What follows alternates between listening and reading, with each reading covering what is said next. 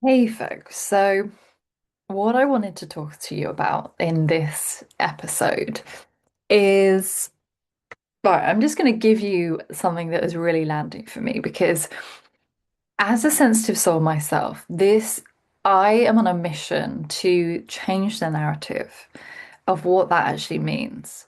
Because so much in our world right now, we have been told that sensitivity is a weakness, that you're a pushover, that, people will take advantage of you, you're just too naive, you're too emotional. All these labels that we've internalized from when we were younger, from particular situations happening. And I just want to turn the dial up on how amazing it is to be a highly sensitive person. So I might jump around a little bit in this episode because it's kind of my musings and my reflections. But come to this with an open heart because my mission is not about, it's not about saying, if you're highly sensitive, that you're better than anyone else. It's not. The fact is, only 20% roughly of the population are highly sensitive.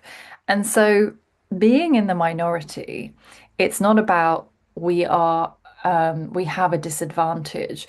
This is about changing the narrative for everyone, whether you're a sensitive soul or you're not, understanding what that is like for anyone that is sensitive in nature and how to navigate that in the world, right? How to thrive. Because the truth is, if you are, identify, you can use other words, if you're deeply empathetic, you feel things deeply, chances are you're highly sensitive. And this is not about putting you in a box. This is about awareness and acceptance of your nature. Because if you are a deep feeler, then your nervous system is literally more sensitive. Okay, so this is why I'm on a mission to understand, like to explain this, is because so many people have seen like their sensitive nature as a defect, as a flaw, as a burden, and it's not, right? I just want you to come into this, that what about that thing that you thought that you were so flawed by being called too much, too emotional, is actually your deepest strength, right? That is your strength. That is your medicine that you're here to share with the world. And the more that we can change this narrative, the more we can live with an open heart. And that is going to change the way people behave, the way you show up in life. So these are my musings of what it's like to be highly sensitive. I've done it. There was another video I did about the traits of being highly sensitive. But today I just wanted to anchor more into, what if because I hear this a lot and I've heard and I felt like this of like, I just feel like an alien. I just feel really different. And so there's this thing of feeling so misunderstood. Maybe there's an experience you had in childhood where you felt really misunderstood. That might have been by teachers. And I've referenced that many times for myself, where as a more shy, reserved child, I felt that I wasn't seen for who I was.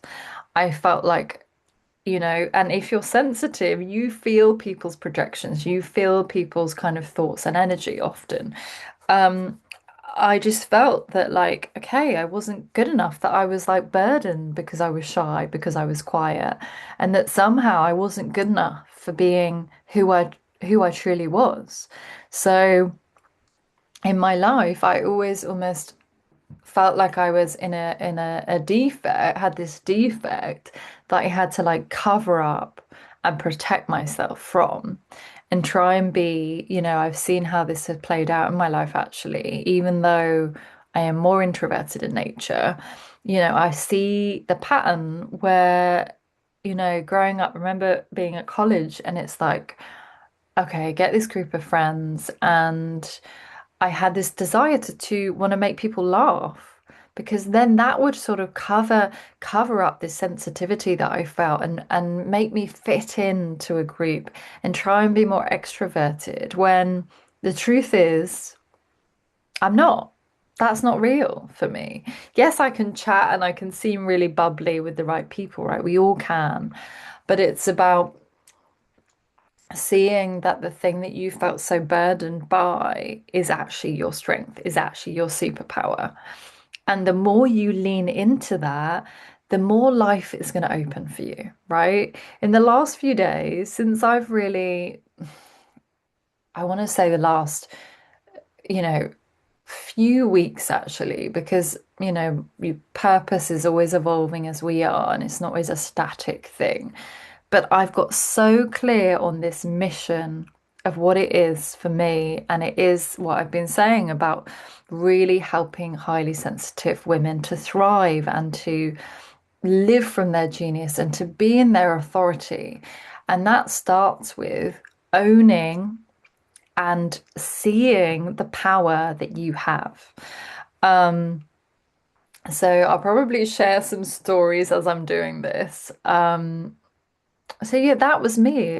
At college, I used to almost, it's like I had to almost overcompensate and be try and be loud to fit in. And it was like I was masking, I was trying to fit into how everyone else was, but it wasn't my true nature. I was going against it.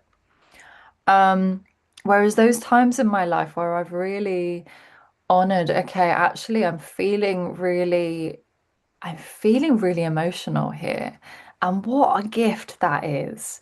Because not only does it allow me to be vulnerable with other people, it allows you to live with an open heart. And how beautiful is that? And I reference this a lot, but like to be vulnerable is to also be courageous. The work of Brené Brown, you can't have one without the other. And in that vulnerability is trusting yourself, is allowing yourself to be seen in your full heart. And that's a risk, right? Because part of you might not be accepted. And this is not about trying to make everyone understand you. It's about being true to yourself and honoring, your sensitive nature and how to navigate that in the world, right? And I just want to share some practical things that have helped me. Because this conversation right now hasn't got an exact structure, but I'm just riffing on this. Um, because scripting never works for me anyway, is, what I've realized as somebody that feels things a lot is having quiet time is a non-negotiable. And I appreciate some people have families, some people, have a lot going on, but intentionally creating that sort of still space for me to just be without having to do anything. That has really been helpful. So like silent meditation. I've come back to that. I've tried so many different meditation practices, but just sitting quietly with myself has been a game changer. And this is something you can just do throughout the day, check in with yourself. Okay, what do I need right now? Because the thing is, if you relate to this and you feel things deeply and you're trying to follow what everyone else that is doing, the majority of people are doing, how they're running their lives, you're just going to end up feeling really frustrated, probably burnt out and disconnected from your true self. So that's why this is so important is it's going at your pace, finding out, being curious about your sensitivity. Like, okay, oh, I'm really feeling, emotional about that thing. Okay, wow, that's so beautiful. And I can say as an example, when I was growing up, I remember watching like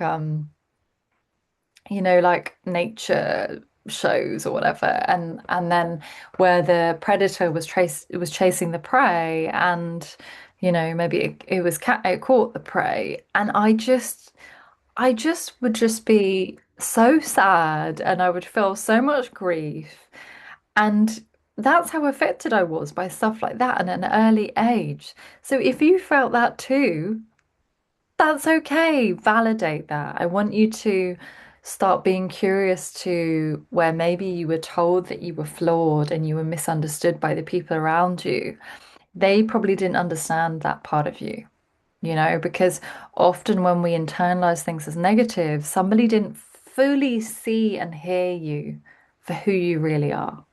And you try to adapt and try to be somebody you weren't so you could fit in, which is natural, right? That is your ego protecting you. Because, years ago, that would mean you would literally be thrown out of a tribe and you wouldn't survive. So celebrate yourself for having these protective mechanisms, whatever they are, that, you know, is a way of you being safe. Okay. So, recognize, because often what I find is most sensitive souls have also are chronic people pleasers. And, that as myself can very much relate to that and still can fall into people pleasing. I'm not like going to say I'm healed from that. I'm still recovering.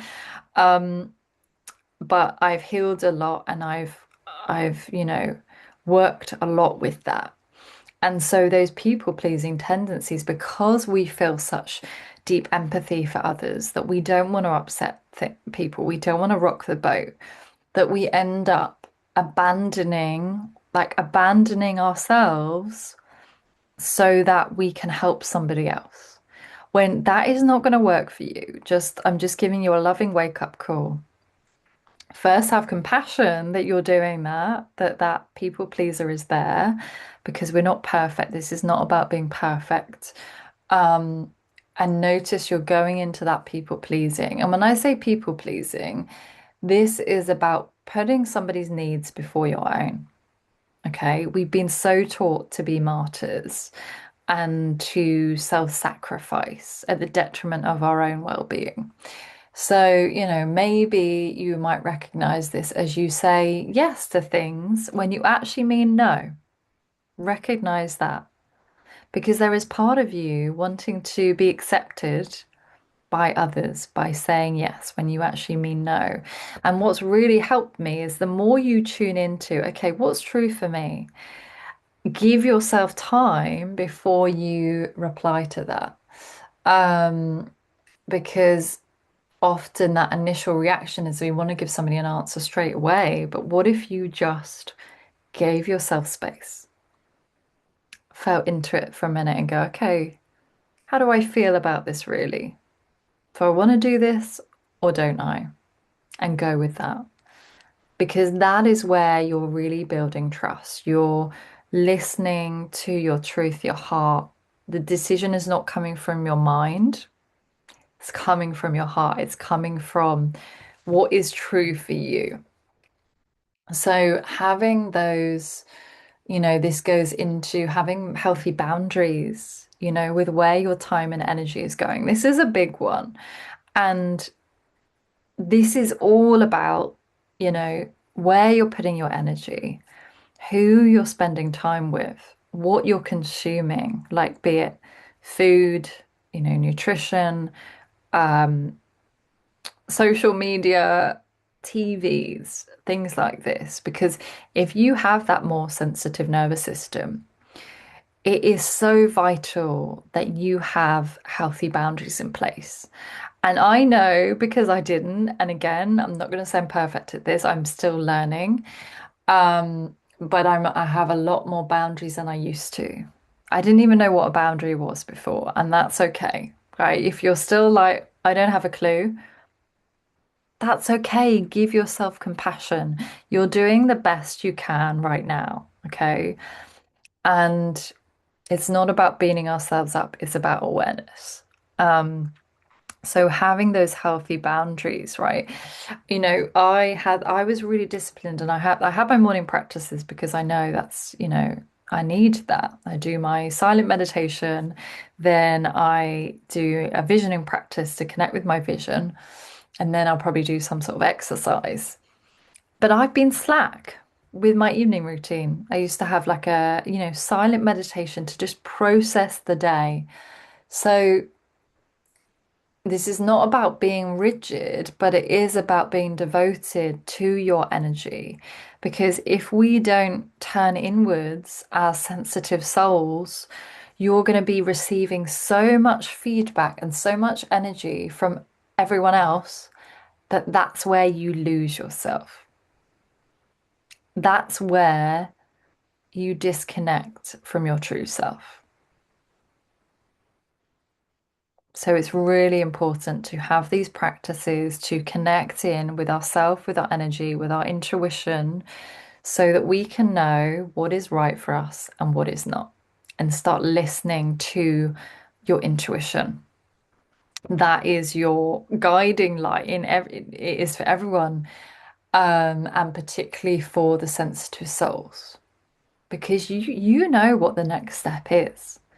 But you have to be willing and devoted to quieting everything down, giving yourself space to listen, and that quiet space to listen. This is literally a non-negotiable. I tell you, if you do this, it's going to change a lot because it's going to quieten the noise out from the outside world that's telling you, do it like this, do it like that, do this, blah, blah, blah, where we fall into we're not enough. We don't feel good enough. We question our worth. We question our authority and our gifts and talents that we have to share with the world.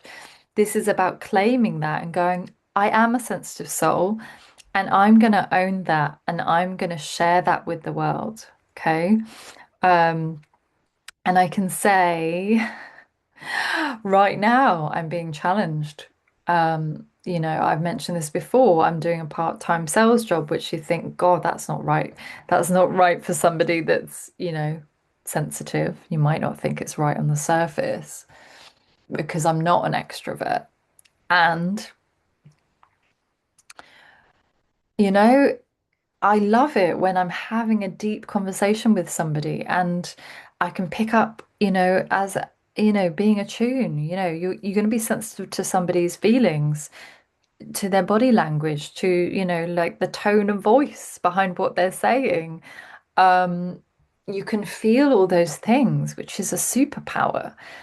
And I use that a lot when I'm selling, when I'm doing these screenings for the chiropractor I work for, is like giving them space to be listened, to be seen and heard, and to get that clarity themselves about, okay, this, that actually chiropractic can help them, but being that safe space for them to be seen and heard.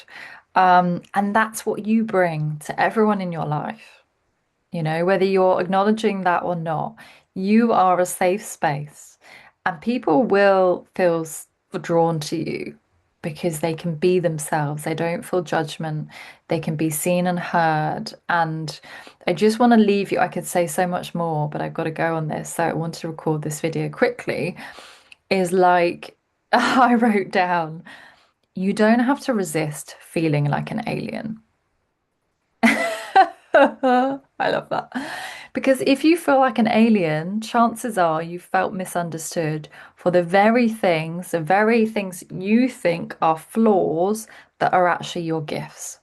So I'll leave you with that. How can you turn around if it's you feel like your sensitivity, it's too much, things feel too intense, you feel like you're too emotional? How can you turn that on its head and start owning that that is part of you and start owning that as who you really are? That is you. And that is such a beautiful gift that you have to share with the world. I'd love to hear your thoughts and insights on this. So please drop anything below the YouTube video, or you can reach out to me on socials. I absolutely love hearing from you guys on these topics and your reflections. It really does mean the world to me. So lots of love, my dears. Bye for now.